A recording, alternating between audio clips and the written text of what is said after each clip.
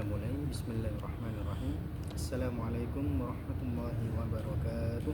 Waalaikumsalam warahmatullahi wabarakatuh. Alhamdulillah.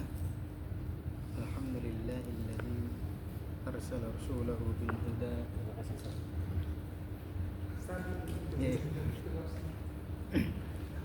Alhamdulillahilladzi arsala rasulahu bil huda wa dinil haqq liyudhhirahu 'ala ad-din kullihi walau karihal musyrikun. Asyhadu an la ilaha illallah wa asyhadu anna Muhammadan 'abduhu wa rasuluh. Allahumma shalli wa sallim wa barik ala nabiyyina wa maulana Muhammadin wa ala alihi wa ashabihi wa man tabi'ahum bi ihsanin ila yaumiddin. Qala Allah ta'ala fi kitabihil karim, a'udzu billahi minasyaitonir rajim. Ya ayyuhalladzina amanu taqullaha haqqa tuqatih wa la tamutunna illa wa antum muslimun.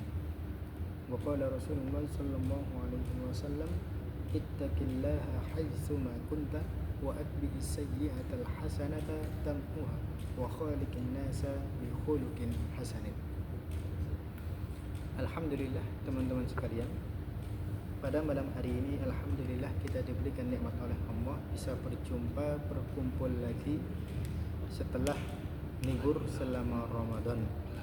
Dan alhamdulillah sampai detik ini alhamdulillah masing-masing masih diberikan kesempatan untuk bisa melanjutkan memulai lagi kegiatan yang sudah libur selama ini.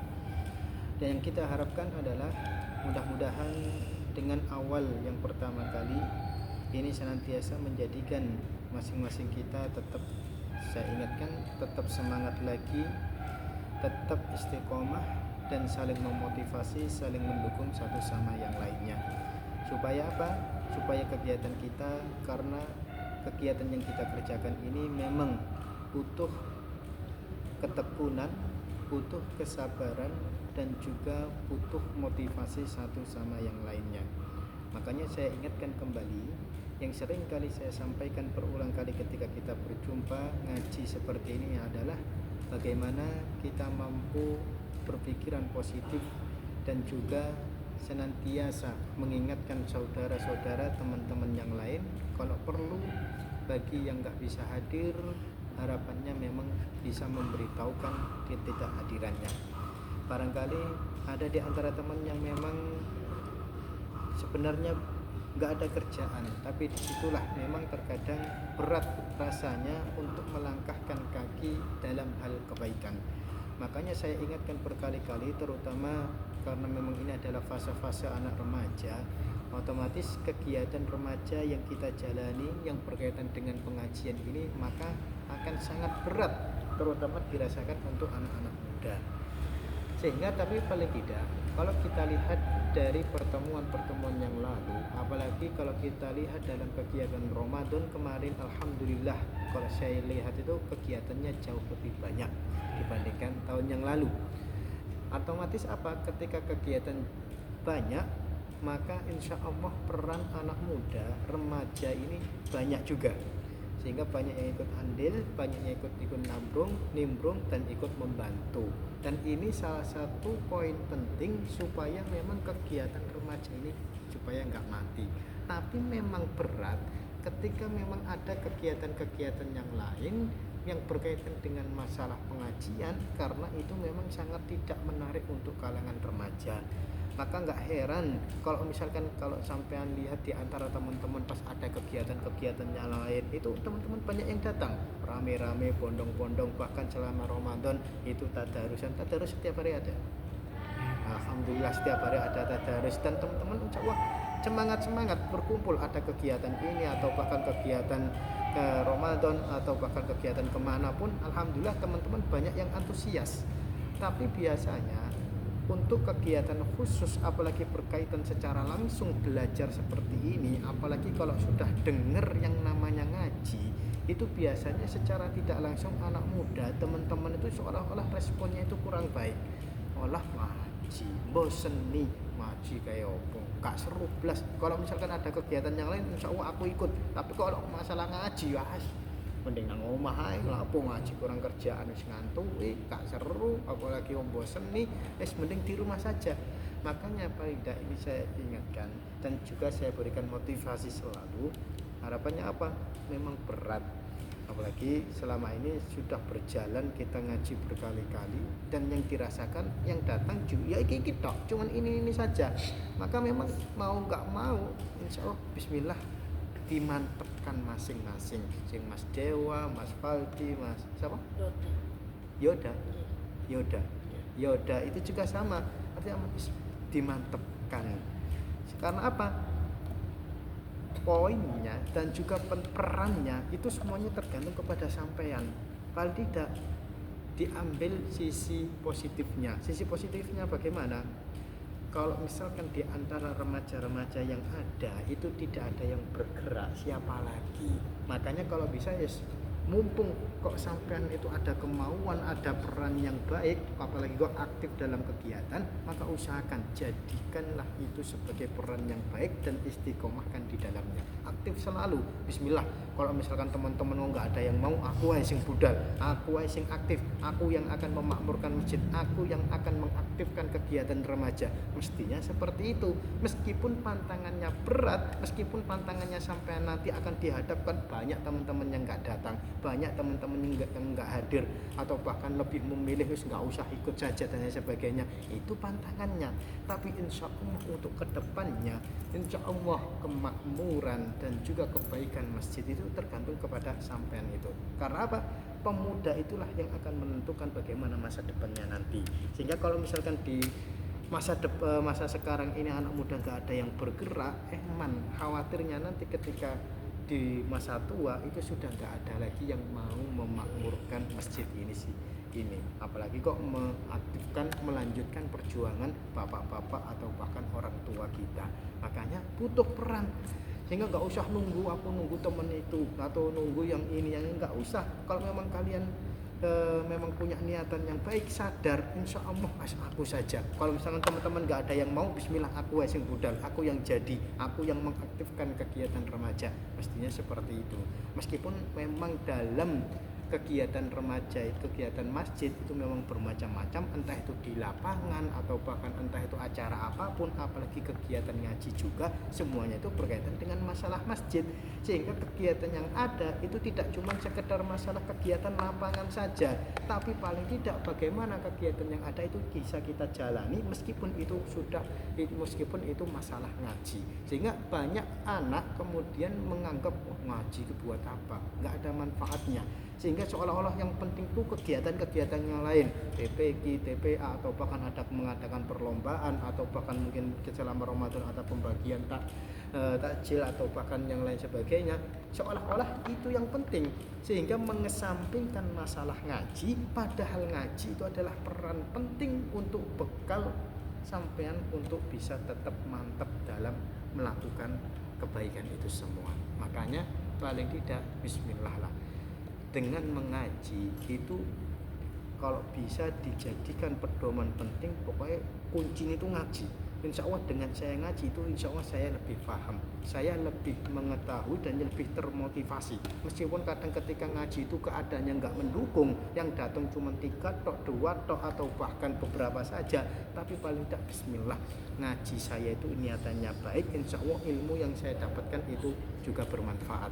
Kalau nggak ngaji, kapan lagi saya akan ngaji? Sehingga apa? Kalau misalkan sampean tuh nggak bisa menyempatkan satu kesempatan saja untuk ngaji, kapan lagi sampean akan ngaji? Mustahil kok misalkan ada kemauan, kecuali kalau ada kesadaran sendiri.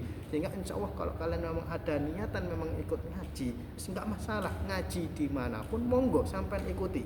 Tapi paling tidak hadirkanlah kemauan dan kesungguhan dan juga motivasi saya senang ngaji. Karena anak muda zaman sekarang untuk masalah ngaji itu sangat-sangat bertentangan. Nggak ada yang mau, nggak ada yang termotivasi. Makanya kalau nggak heran kalau misalkan di grup diajak, ayo rek gua yang ngaji, jangan lupa, meskipun diingatkan berkali-kali, ojo lali bro, ayo budal, diingatkan jauh-jauh hari, tetap saja kalau yang dibahas masalah ngaji itu seolah-olah terasa waduh, sangat berat, waduh ngaji. Maka kalau perlu jauh-jauh hari sing aras-arasan budal itu mesti ono alasan. Padahal masih jauh-jauh hari masih minggu depan misalnya. Kemudian diingatkan besoknya, kalau memang ada di kalangan anak-anak atau remaja yang memang pada dasarnya itu nggak seneng, nggak ada niatan ngaji, mesti akan ada alasan-alasan yang muncul untuk menolak. Terus aku nggak bakalan teko, aku nggak bakalan ngaji. Tapi beda misalnya kalau ada niatan memang dari awal, bismillah saya yang akan hadir, saya bakalan ikut ngaji, insya Allah bakalan teko beneran. Meskipun nanti akan ada urusan-urusan yang lain, itu bisa dipindahkan, bisa digantikan di jadwal yang lain.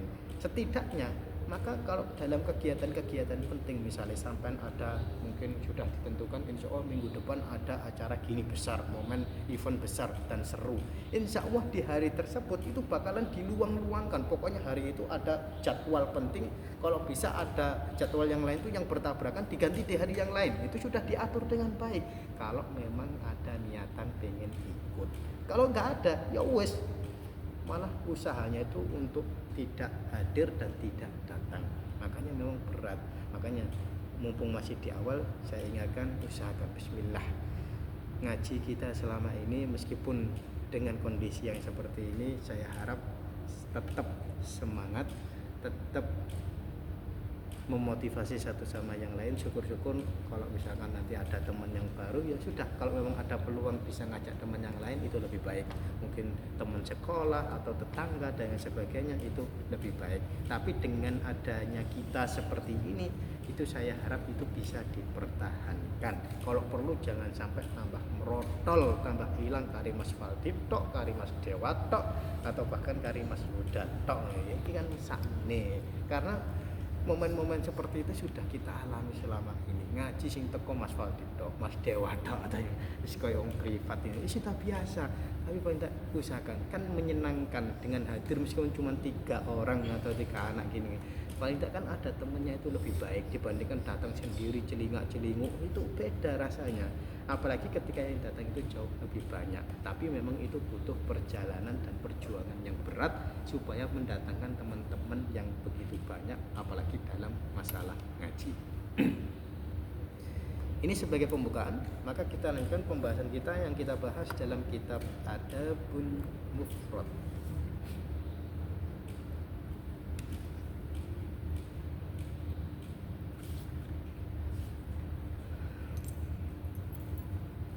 Terakhir kita bahas berkaitan dengan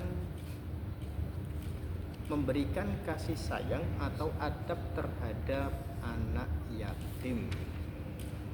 Maka berikutnya kita bahas berkaitan dengan adab dan etika dan serta anjuran berbuat baik kepada hamba sahaya.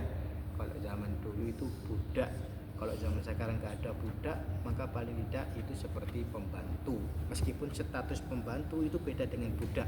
Kalau budak itu statusnya kayak barang, sehingga yang namanya barang diperlakukan seperti apapun, maka budak nggak bisa membantah, nggak bisa menolak. Entah itu budaknya disakiti, atau bahkan ada cacatnya, atau diapakno sama tuane, maka itu haknya bagi majikan, bagi tuannya. Tapi budak pembantu itu beda. Status pembantu mereka tidak serendah budak. Bukan berarti ketika orang menjadi pembantu orang lain kemudian seenaknya sendiri memperlakukan pembantu, apalagi sampai berbuat kasar, berbuat mesum terhadap pembantunya, itu nggak boleh. Karena statusnya itu tidak seperti barang.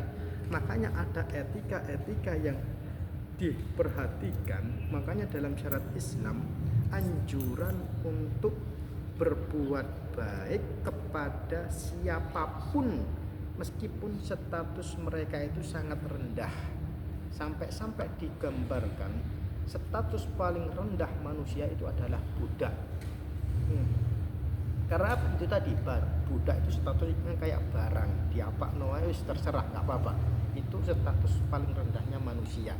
Itu saja dalam syariat Islam dianjurkan bagi kaum muslimin untuk tetap berbuat baik kepada budak. Harus diperlakukan dengan baik, padahal statusnya itu kayak barang. Itu disuruhkan untuk berbuat baik, apalagi terhadap pembantu yang statusnya itu lebih tinggi dibandingkan dengan budak. Makanya disebutkan dalam sebuah hadis di sini telah mengabarkan kepada Ali bin Abi Thalib bahwa Nabi Shallallahu Alaihi Wasallam itu ketika beliau pernah mengalami sakit yang sangat parah, jadi sakitnya Nabi itu sangat parah. Ulama menjelaskan ketika Nabi itu sakit, maka sakitnya para nabi itu berkali-kali lipat dibandingkan dengan manusia biasa. Itu dari segi penyakit. Meskipun dari segi kebaikan yang lain itu memang kemuliaan Nabi itu memang jauh dibandingkan manusia rata-rata. Tapi dalam masalah penyakit itu juga sama.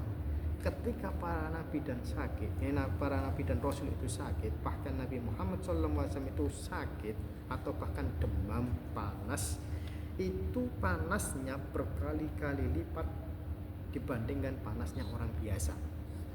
Dan masing-masing kita insya Allah pernah sakit panas, paling tidak minimal demam, flu, panas terutama.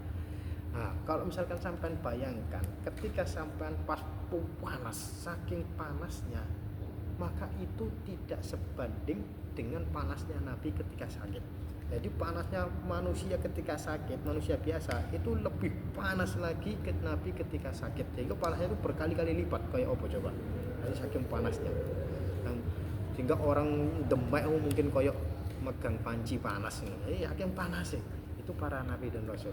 Dan ini disebutkan sebuah kisah, Nabi itu suatu kali pernah sakit parah dan sakitnya itu luar biasa, sangat menyakitkan karena memang sakit parah, namanya hanya sakit parah. Maka Ali, sahabat Ali yang kebetulan itu berdekatan dengan Nabi menceritakan kejadian itu. Kemudian Nabi mengatakan kepada Ali, "Wahai Ali, berikan kepadaku lembaran yang bisa aku tulis di dalamnya tentang sesuatu yang tidak menyesatkan umatku." Jadi Nabi minta tolong kepada Ali, "Wahai Ali, tolong datangkan satu lembaran yang di dalamnya aku nanti bisa menulis. Yang intinya saya itu memberikan pesan, harapannya pesan ini tidak menjadi penyelamat bagi umatku nantinya." Kemudian di sini disebutkan bahwa aku khawatir beliau mendahului, lalu aku berkata, dari lenganku aku sudah menjaga lembaran itu. Maka saat itu kemudian beliau bersandar di antara lengan bawah dan lengan atas, dan beliau berpesan kepada Ali untuk menuliskan di dalam kertas atau lembaran tersebut pesan-pesan yang ingin beliau sampaikan. Dan jadi ini seperti nasihat dan seperti wasiat. Jadi Nabi memesankan ketika sakit parah itu memberikan pesan. Apa isi pesannya? 1, Nabi mengatakan supaya menjaga sholat. 2, membayar zakat. 3, berbuat baik kepada hamba sahaya atau budak. Ini 3 pesan penting yang dipesankan Nabi ketika beliau sakit parah.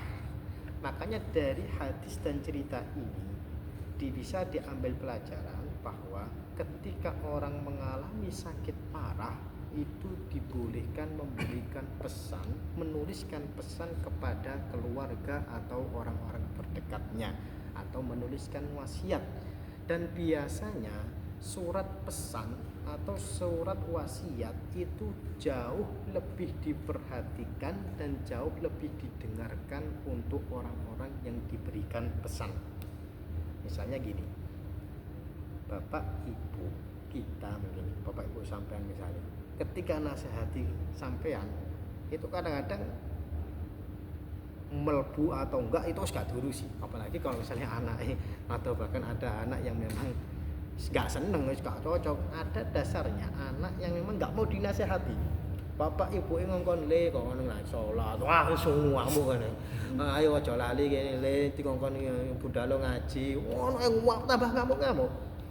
Itu kadang-kadang artinya apa? Anak dalam kondisi tersebut ketika bapak ibunya mengingatkan nasihati tobato le, mandeko, ojo mendem-mendem, ojo judi, ojo melu kancane sing kae, dinasehati itu kadang-kadang gak didengarkan oleh anaknya. Tapi beda ketika bapak ibunya itu dalam kondisi sakit parah, pas lorone ku wis memang parah mlebu rumah sakit, parah sakitnya, bahkan kalau dilihat dari keadaannya mungkin umurnya gak dawa. Maka artinya di kondisi tersebut apapun yang dipesankan oleh orang tua, apapun yang dituliskan, yang diwasiatkan kepada anaknya, itu biasanya anak akan mendengarkan. Apalagi kok mendengar ada surat wasiat, atau bahkan anaknya sudah dekat, mendekat menjaga ibunya, menjaga bapaknya, kemudian ngomong, sini nih bapak harap pesan. Maka biasanya kondisi seperti ini nasihatnya itu lebih manjur, lebih didengarkan. Karena apa? Anak sadar ini adalah pesan terakhir dari orang tuanya. Makanya dari sini bisa diketahui anak atau orang itu biasanya tidak terlalu mendengarkan nasihat itu karena memang beranggapan umur orang tuanya masih panjang. Sehingga nasihat apapun yang disampaikan, yang diingatkan oleh bapak ibu itu nggak didengarkan. Ngolong, apalagi pas mangkel, pas gondok, itu gak bakalan masuk mendal. Kalau perlu pas ngamuk itu pintu sampai digebrak-gebrak dan sebagainya. Itu saking mangkele, makanya. Tapi beda ketika bapak ibunya pas sakit parah, mau nggak mau, ketika anak itu semangkel apapun, ketika tahu kondisi bapak ibunya itu lemah, parah, apalagi kok tahu umurnya nggak panjang, maka dia akan mendengarkan dengan baik. Padahal dulu bapak ibunya ketika ngongkon, jangan lupa iki jogonen sholatmu. Yang pas sehat bapak ibu itu nasihat jogo sholat itu nggak didengarkan. Tapi beda ketika bapak ibunya itu pas sakit parah memberikan nasihat gini tak kandani, tak nasihati. Pokoknya iki kaya umure bapak atau umure ibu iki kaya gak dawa. Misale ngono. Maka otomatis anak kan waduh ini pesan berharga. Padahal pesannya itu sebenarnya sama dengan pesan atau nasihat yang diingatkan pada setiap harinya. Tapi efeknya itu berbeda ketika dalam kondisi tertentu. Maka anak kan semakin mendengarkan unggih sampai nangis karena sadar bakalan orang tua itu umurnya nggak banyak. Tapi siapa tahu ketika dalam kondisi kritis biidnillahi ada keajaiban, setelah itu orang tuanya sembuh. Itu kadang-kadang membuat anak wis waras gak sida wis. Kadang seperti itu bandel anak. Makanya sama di sini, Nabi dalam kondisi kritis itu memberikan pesan yang mana pesan ini sampai Nabi ini luar biasanya Nabi. Jadi Nabi Muhammad itu meskipun dalam kondisi parah, sakit parah, maka beliau itu tetap perhatian terhadap umatnya. Jadi menganggap umat Nabi itu seolah-olah seperti keluarga pentingnya. Sampai ketika beliau sakit itu beliau masih memikirkan keselamatan umatnya nanti di akhirat. Makanya beliau memberikan pesan penting di sini 3 hal. Yang pertama menjaga sholat, kedua masalah zakat, yang ketiga masalah berbuat baik kepada orang yang paling rendah derajatnya. Entah itu budak kalau zaman dulu, kalau zaman sekarang mungkin pembantu atau bahkan orang-orang suruhan, anak buah rendahan, orang yang statusnya lebih rendah. Tetap anjuran Nabi mengingatkan berbuat baiklah, bersikap baiklah kepada mereka, karena mereka itu juga manusia. Bukan berarti statusnya itu lebih rendah kemudian seenaknya sendiri kita tindas, kita injak, kita suruh seenaknya sendiri sampai nggak ada waktu untuk istirahat, sampai sakit-sakitan. Enggak, mereka juga tetap manusia. Jangankan kepada manusia, di dalam syariat Islam kita dianjurkan untuk tetap berkasih sayang kepada makhluk apapun, entah itu hewan maupun tumbuh-tumbuhan, apalagi terhadap manusia. Jadi tetap harus berbuat baik kepada mereka. Makanya paling tidak ketika kita bersikap baik kepada orang lain, maka usahakan nggak usah milih-milih. Kalau kita lihat, kalau kita ingin berteman, jangan dinilai dari segi materinya. Kemudian dilihat, aku pengen koncoan sing sugih-sugih dong, sing kiri-kiri tambah daripada aku tambah bangkrut, wis gak usah. Enggak, tetap mereka juga teman. Mereka punya hak untuk mendapatkan kebaikan dari kita. Makanya nasihat beliau itu penting, karena banyak kasus yang terjadi di kalangan masyarakat itu kesalahan yang sering kali terjadi itu 3 hal pesan ini yang dipesankan oleh Nabi, karena beliau itu tahu keadaan umatnya. Yang pertama, kenapa Nabi memesankan supaya menjaga sholat? Karena seiring berkembangnya zaman, umat demi umat, generasi demi generasi itu datang, itu banyak orang yang kemudian tidak mempedulikan dan tidak menjaga sholatnya. Makanya beliau ingatkan jogonen sholate, itu pesan pertama penting. Pokoknya masalah sholat jogonen, sesibuk apapun sampean, sesibuk apapun orang, pekerjaan apapun, usahakan jangan ditinggalkan masalah sholat, terutama sing nom-nom. Karena anak muda itu biasanya mikir kalau sholat itu apa, pokoknya eling sholat, yang sholat ya sholat, yang gak sholat juga sholat, bolong-bolong. Makanya bisa dilihat, maka paling tidak di sini ini mengingatkan, kalau misalkan kok di antara sampean kok merasa aku koyo kok sholatnya jek bolong-bolong, yes diperbaiki. Bismillah ya Allah, aku kedepannya insya Allah saya jaga sholat bisa 5 waktu, syukur-syukur bisa berjamaah. Makanya penting, masalah sholat itu perkara yang penting. Kalau misalkan sampean sejak usia muda seperti ini sudah membiasakan menjaga sholat, insya Allah segalanya itu enak, gampang, dan mudah untuk kedepannya, terutama di usia yang lebih tua lagi. Makanya biasakan sholat, menjaga sholat, syukur-syukur bisa sholat berjamaah. Tapi bagi anak muda bisa sholat 5 waktu itu suatu hal yang luar biasa. Kok bisa jangkep sholat 5 waktu, wis gak usah mikiri ado-ado, gak usah mikiri koncone, wis delokan sampean dhewe kira-kira selama ini sing biasa sering bolong-bolong itu sholat apa. Itu usahakan tingkatkan, saya usahakan untuk mengerjakannya meskipun sholatnya tidak pada waktunya. Usahakan jangan ditinggalkan meskipun lewat waktunya, tapi syukur-syukur bisa ditunaikan tepat waktu dan berjamaah, itu lebih bagus. Ini pesan pertama. Dan yang kedua, kasus yang sangat banyak terjadi itu adalah, ini pesan Nabi itu berkaitan dengan masalah zakat. Karena zakat ini itu sama pentingnya seperti sholat. Antasyhadu an la ilaha illallah wa anna muhammadar rasulullah wa iqamis shalah itaiz zakah, menegakkan sholat dan menunaikan membayar zakat itu juga penting. Artinya apa? Kalau orang beranggapan menilai bahwa orang nggak sholat itu, bahkan ada yang mengatakan ini kalau sholatnya dia meninggalkan sholat dengan sengaja itu bisa dikatakan dia kafir, sampai seperti itu. Artinya pentingnya sholat, ketika ada orang yang meninggalkan itu konsekuensi dosanya itu besar. Tapi yang harus kita pahami itu zakat juga sama, statusnya zakat itu seperti sholat. Kalau misalkan orang menilai beranggapan sholat itu ketika ditinggalkan nanti dosanya besar, sama halnya seperti zakat. Sehingga ketika orang nggak mau membayar zakat ketika sudah masuk dalam fasenya, sudah haul atau bahkan memang sudah waktunya membayar zakat, ada pembayaran zakat dia nggak mau bayar, maka tanggungan dosa itu sama besarnya seperti orang meninggalkan sholat. Dan ini yang banyak tidak dimengerti oleh masyarakat sekarang. Karena zakat, ilmu zakat itu memang agak ruwet kayak ilmu mawaris, kayak ilmu warisan, warosah, sehingga agak mumet karena memang berkaitan dengan perkalian atau bahkan perhitungan, dan nggak semua orang itu pinter hitung-hitungan. Makanya kan kalau dalam pelajaran kayak kalau waktunya pelajaran matematika, kayak pelajaran mumet ini, nggak semua orang itu ahli. Makanya beranggapan wah mau ngitung ini, apalagi ngitung duit, apalagi suruh bayar ini, infak ini itu dan sebagainya, itu kadang-kadang males. Akhirnya apa, kok ternyata pikir ternyata zakatnya gede besar. Akhirnya banyak orang yang enggan untuk membayar zakat dan meninggalkan membayar zakat. Ini yang dikhawatirkan.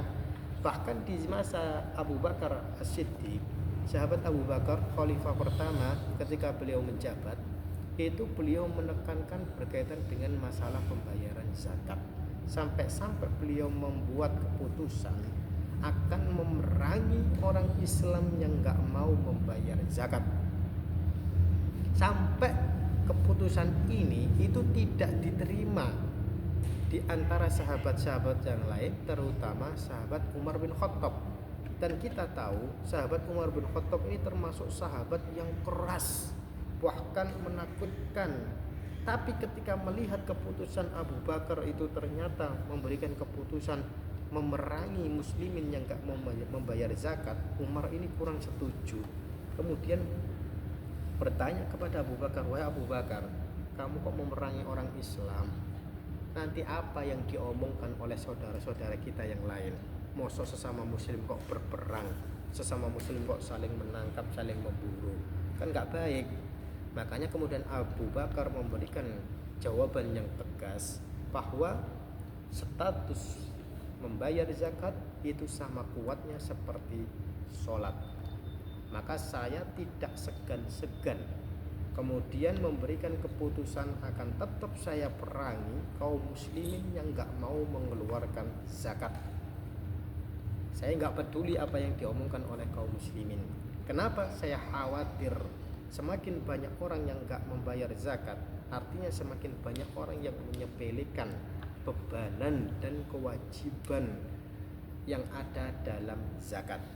Maka benarlah ketika Abu Bakar memberikan keputusan tersebut dan memerangi siapapun kaum muslimin yang tidak mau membayar zakat, maka itu bisa dirasakan sampai di masa Umar bin Khattab menjabat sebagai khalifah berikutnya.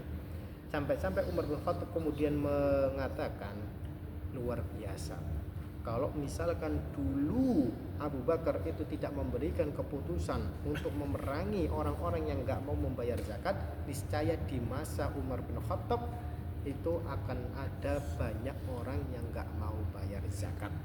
Itu pentingnya. Tapi yang terjadi sampai zaman sekarang ini ternyata banyak masyarakat yang kurang mengetahui perkara masalah zakat berkaitan dengan harta atau kepemilikan yang dia miliki. Makanya penting mengaji, mempelajari ilmu zakat. Kalau memang tidak ada yang tahu, bisa ditanyakan kepada yang ahli, bisa ditanyakan kepada ustadz-ustadznya, ini gimana, ini harta saya apa sudah ada zakatnya atau sampai berapa perhitungannya, itu bisa ditanyakan. Karena apa? Bebanan zakat itu sangat penting. Dan yang terakhir di sini pesan Nabi, ini berkaitan dengan pembahasan yang kita bahas, itu berbuat baik kepada budak atau hamba sahaya.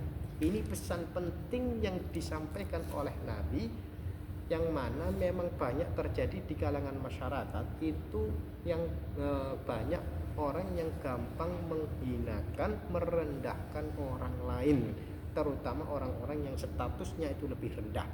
Sehingga orang yang miskin sing gak duwe apa-apa, sing kere-kere, itu biasanya diperlakukan dengan sangat hina, terutama bagi orang-orang kaya, bagi orang-orang yang punya jabatan. Jangankan orang tua, bahkan di kalangan anak-anak atau remaja itu bisa dirasakan.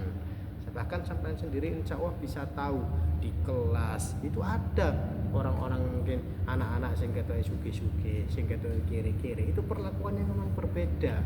Makanya ini diingatkan oleh Nabi, hati-hati, pedulilah terhadap mereka. Sekalipun temanmu itu kere, sekalipun temanmu itu miskin, tetap kalau memang dia baik, berbuat baiklah kepada dia. Jangan kemudian meninggalkan, apalagi ikut-ikutan merendahkan dia. Ini enggak baik. Bahkan di dalam hadis yang lain disebutkan, Nabi pernah mengatakan, ajibud da'i wala taruddul hadiyah wala tadribul muslimina. Jawablah orang yang memanggil, ajibud da'i. Ini 3 hal yang pernah dipesankan oleh Nabi dalam riwayat yang lain. Ketika ada orang yang lain yang memberikan undangan kepada kita, maka ada kewajiban dan anjuran untuk kita mengijabainya.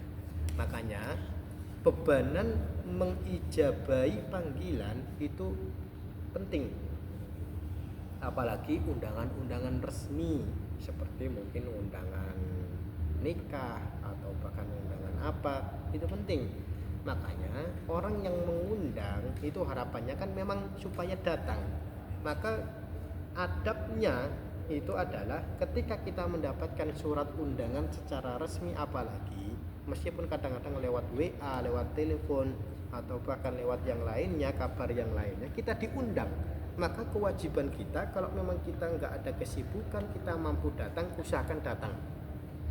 Itu yang pertama. Kemudian yang kedua, kalau misalkan kita memang merasa saya nggak bisa datang, maka usahakan kalau memang nggak bisa datang, beritahukan, konfirmasi kepada orang yang mengundang, supaya apa? Nggak sakit hati, supaya nggak berpikiran buruk, apalagi bersuudan kepada kita, terus diundang ternyata gak teko, iki lapo iki. Akhirnya kan banyak teman yang kemudian banyak orang yang menyangka buruk kepada kita. Ini bahaya. Ini masalah undangan. Begitu pula wala taruddul hadiyah, janganlah menolak pemberian. Ini penting. Siapapun orangnya, kalau perlu, apalagi yang dikei, apa sih beratnya? Kondisi orang yang dikasih itu enak, tapi menjadi orang setakon atau bahkan keadaan orang yang diberi itu, setidaknya dia harus tahu diri juga.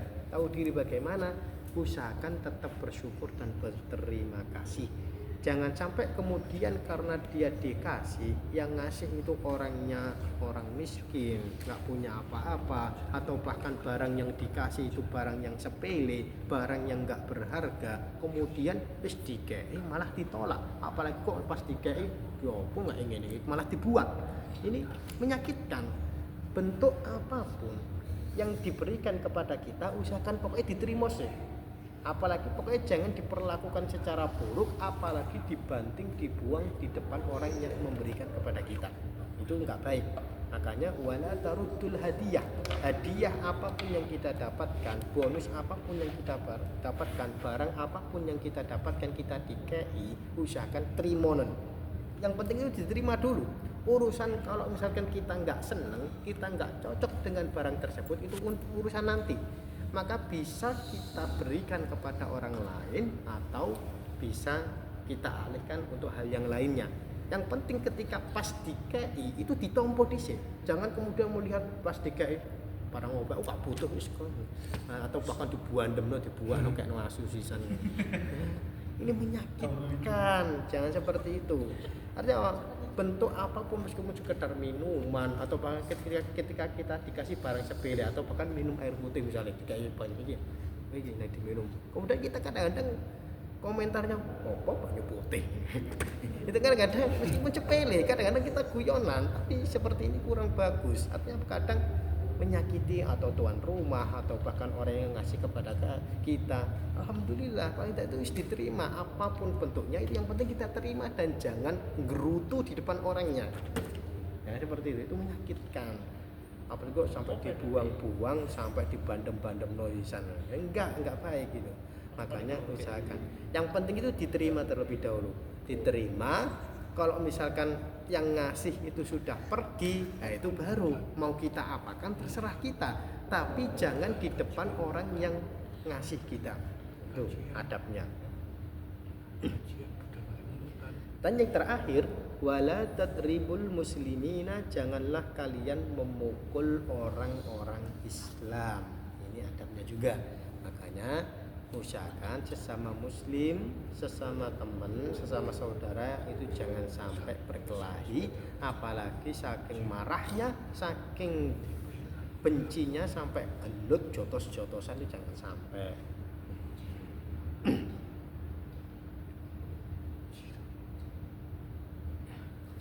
Ini beberapa pesan yang dipesankan oleh Nabi SAW. Meskipun nanti akan ada pesan yang lain yang disampaikan oleh Nabi, yang diucapkan oleh Nabi yang terakhir itu berkaitan dengan yang penting masalah sholat dan sholat. Itu penting, sholat dan juga ketakwaan, yang mana berkaitan dengan pembahasan ini. Paling tidak bisa kita ambil pelajaran, kita usahakan, kita dianjurkan untuk senantiasa berbuat baik kepada siapapun. Itu yang pertama. Kemudian yang kedua, ketika kita berbuat baik, kita usahakan kita memang benar-benar ikhlas melakukannya. Kalau memang kita ingin berbuat baik kepada orang, maka usahakan, maksimalkan, dan jangan ada niatan yang lain. Apalagi dengan niatan yang buruk, itu jangan sampai. Kemudian dalam berbuat baik, usahakan siapapun orangnya yang kita api itu kita berikan kebaikan kita. Selagi itu bisa bermanfaat dan bentuknya kebaikan itu nggak harus dalam bentuk barang, nggak harus dalam bentuk ngasih. Karena perbuatan baik itu banyak macamnya. Pokoknya itu apik ya wis lakonono. Entah itu dengan bantuan atau dengan doa atau dengan harta, bisa tenaga, harta maupun doa. Itu bantuan-bantuan dan kebaikan yang bisa kita berikan atau bahkan memberikan pertolongan kepada orang lain.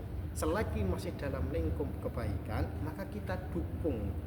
Makanya ketika ada teman yang berbuat baik, maka anjuran buat kita juga kalau bisa kita ikut nimbrung, kita bantu, kita dukung, dan kita ikut meramaikan. Itu kebaikan.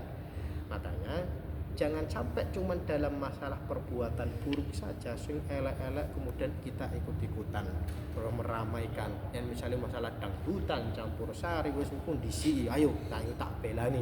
So mbok wadon mbok ikut mbok yen songkot ikut tak uruni, mbok gak usah kok sepeda melu aku ae. Engko urusan kok tak kei dhuwit gawe nyawer isan ben iso joget bareng karo penyanyine. Jangan seperti itu. Dalam urusan seperti itu banyak, itu tunggale akeh. Tapi urusan kebaikan ini yang langka. Makanya paling tidak berbondong-bondonglah, berlomba-lombalah dalam kebaikan. Dan kebaikan itu bentuknya banyak, entah itu diantaranya ngaji ini ya perbuatan baik, atau bahkan berbuat baik kepada orang lain secara langsung. Artinya apa? Peluang berbuat baik itu banyak dan tempat kebaikan itu banyak. Maka kita manfaatkan sebaik mungkin, datangi tempat-tempat yang baik, insya Allah kita akan dijaga selalu dan digolongkan menjadi orang-orang yang baik. Makanya ini penting. Makanya teman-teman sekalian, mudah-mudahan dengan ngaji kita ini bisa menjadikan kita senantiasa menjadi orang yang baik, dan juga kita semakin semangat dan termotivasi untuk senantiasa berbuat baik, dan terutama bisa mengaktifkan, mengistiqomahkan kebaikan-kebaikan yang kita kerjakan. Kalau kita sudah bisa berbuat baik, harapannya kita bisa menyebarkan kebaikan tersebut kepada orang lain dan mengajak teman-teman yang lain untuk berbuat baik juga. Insya Allah kita lanjutkan pertemuan mendatang. Mudah-mudahan ini bisa menjadi bermanfaat buat kita. Aku lupa lihat dan astaghfirullahaladzim. Assalamualaikum warahmatullahi wabarakatuh. Waalaikumsalam warahmatullahi wabarakatuh.